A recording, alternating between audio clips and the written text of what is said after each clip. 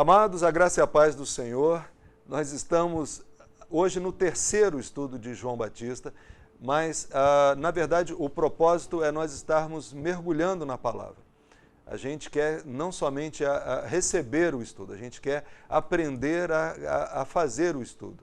Então, nós dependemos do Espírito Santo e vamos estar agora clamando pela ajuda dele. Senhor, em nome de Jesus, ajuda, Pai, a cada um dos teus servos a estarem não somente na leitura da tua palavra, ó Pai, mas que cada momento de meditação nos leve, Pai, ao aproveitamento daquilo que o Senhor tem para nos dizer. Em nome de Jesus Cristo, amém, amém. Amém, amados? Então vamos estar logo estudando então sobre João Batista. Fique conosco nos próximos minutos.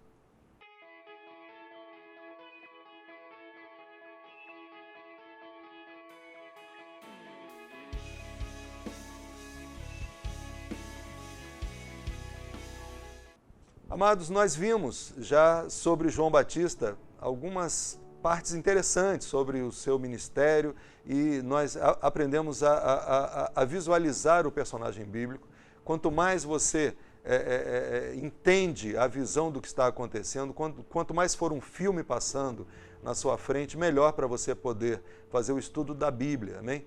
Aprendemos também que se você reunir muito conhecimento sobre aquele assunto, muito conhecimento teórico sobre aquele assunto, isso pode não levar a nada, porque não é esse o objetivo final do estudo bíblico, né?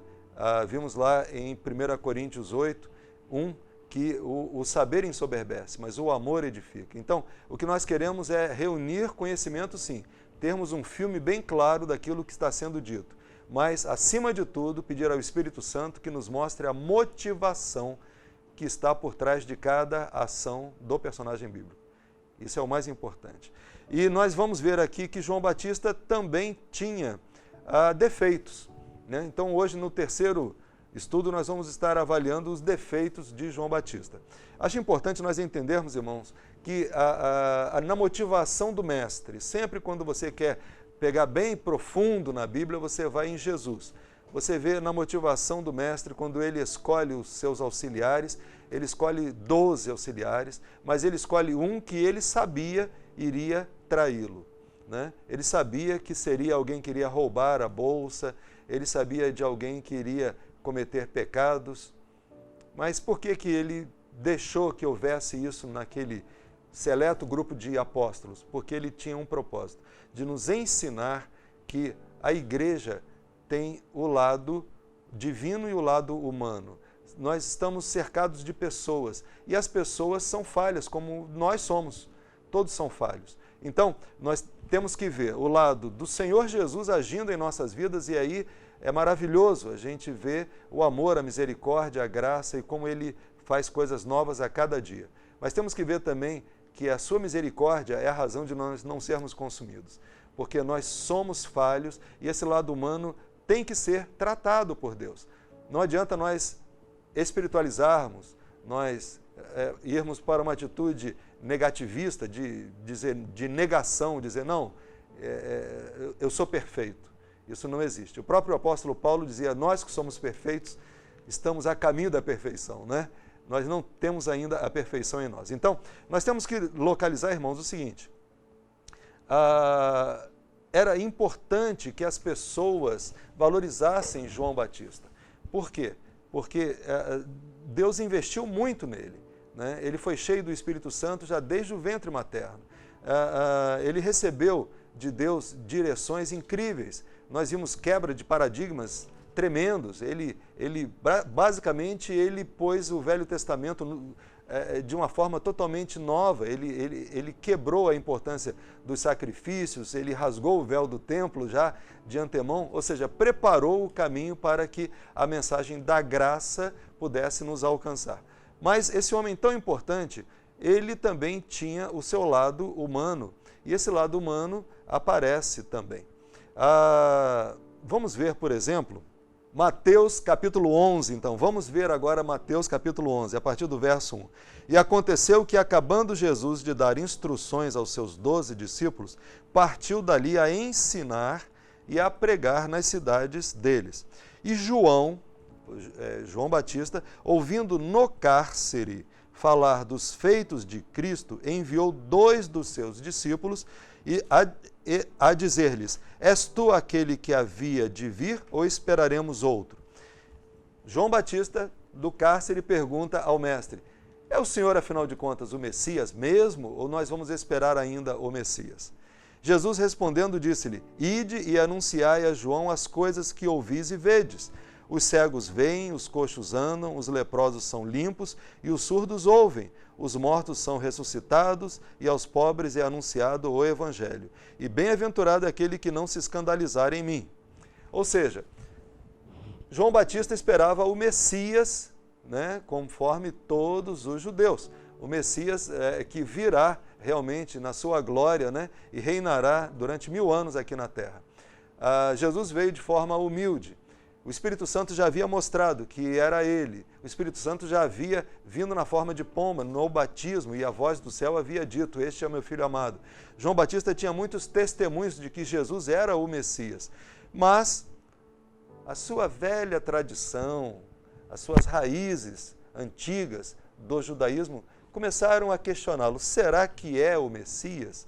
E aí então Jesus mostra, através dos prodígios, dos milagres que ele está fazendo, basicamente cumprindo Isaías 35. Quando você volta aqui para Isaías 35, você vê o que a palavra anunciava. Então os olhos dos cegos serão abertos. Eu estou em Isaías 35, verso 5. Então os olhos dos cegos serão abertos e os ouvidos dos surdos se abrirão. Então os coxos saltarão como cervos e a língua dos mudos cantará, porque águas arrebentarão no deserto e ribeiros no ermo. No verso 7, e a terra seca se transformará em tanques e a terra sedenta em mananciais de água, e nas habitações em que jaziam os chacais haverá erva como canas e juncos. Ou seja, Jesus está mencionando que na sua vinda já parte do reinado do Messias já estava acontecendo. Já estavam vindo os coxos a saltar, né, os cegos a enxergar, e aqui estava quebrando, né, a dúvida de João sobre isso. Mas se você presta atenção, quando você está com a sua mente enfraquecida, você se apoia naquilo que você tinha antes. Muitas vezes o Espírito Santo não pode trazer para você uma notícia nova, porque você está preso a uma coisa do passado. Então nós precisamos, irmãos, entender que essa motivação errada também nos ensina a tratar isso com Deus. Nós precisamos ter a certeza de que o Senhor quer nos tratar com muita paciência, com muita misericórdia nessas horas. Amém? Ele sabe que você, antes de ser salvo, você tinha medo de olho grande, você, antes de ser salvo, você tinha medo de macumba, e agora, depois de salvo, de certa forma, isso te amedronta ainda um pouco. Então, o Senhor está explicando para você: nada disso te alcança, né? 1 João 5 diz: o maligno não lhe toca. Mas nós precisamos, irmãos, deixar que o Espírito Santo trabalhe nas nossas fraquezas, amém? E tentar fortalecer a nossa mente, enchendo-a da palavra de Deus, enchendo o nosso coração do Espírito Santo de Deus, amém? Uma outra fraqueza de João Batista, a gente vai ver. Vamos ler então, irmãos, aqui João 3, a partir do verso 22. Depois disso, foi Jesus com seus discípulos para a terra da Judéia. Estava ali com eles e batizava. Ora, João batizava também em Enom, junto a Salim, porque havia ali muitas águas e vinham ali e eram batizados. Presta atenção, o segundo erro que nós estamos vendo, o segundo momento em que João Batista precisou, né, mudar a atitude e não mudou. A gente vê aqui, Jesus já estava batizando com seus discípulos e João continuava batizando. Não faria sentido haver mais batismo de João, uma vez que Jesus já estava batizando. E o que aconteceu? Ele está falando aqui: vinham ali e eram batizados, porque ainda João não tinha sido lançado na prisão. Talvez a gente possa até inferir que um dos motivos por que João foi preso foi para que interrompesse esse processo. porque estava havendo aqui uma confusão. Houve então uma questão entre os discípulos de João e um judeu acerca da purificação. E foram ter com João e disseram-lhe: Rabi, aquele que estava contigo além do Jordão, do qual tu deste testemunho, ei-lo batizando, e todos vão ter com ele. Presta atenção, os discípulos de João Batista falam para ele: Rabi, ou seja, mestre, aquele que estava contigo além do Jordão, continua batizando, e todos vão ter com ele. João respondeu e disse: o homem não pode receber coisa alguma se lhe não for dada do céu.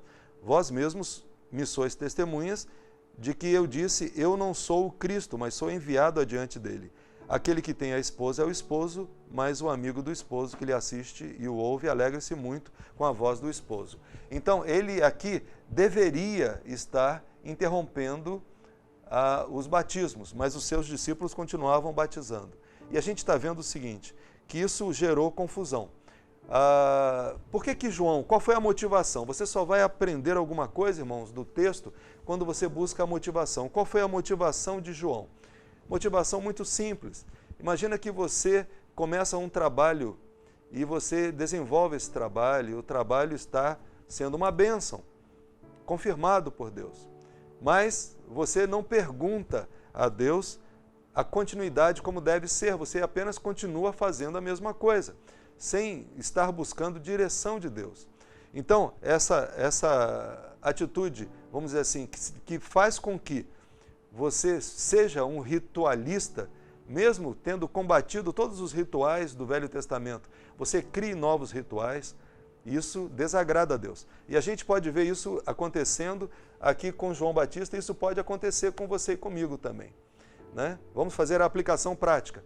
Eu posso chegar na igreja e tocar um instrumento porque sempre toquei e foi uma bênção. Mas eu não estou buscando que aquele momento seja especial. Né? Eu posso estar pregando porque sempre preguei. Eu posso estar sentando no banco, no mesmo lugar que eu sempre sento. Eu posso fazer as mesmas coisas sempre iguais, mas, na verdade, o que eu preciso, irmãos, é ter a direção de Deus para que aquilo que eu faça seja dele, por ele e para ele, né? Conforme diz Romanos 11. Então, eu preciso aprender a depender do Espírito Santo na realização de cada vez que eu for fazer a mesma coisa.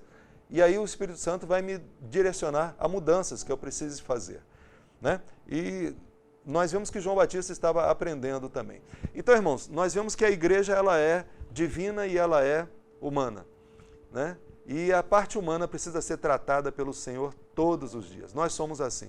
Por isso, nós aprendemos com João Batista a buscar mais do Senhor. Não adianta a bênção de ontem. A bênção de ontem foi para ontem. A bênção hoje tem que ser buscada de novo. O maná é a cada dia. Amém? Então, que Deus abençoe a sua vida rica e poderosamente e você possa experimentar de Deus algo novo a cada dia.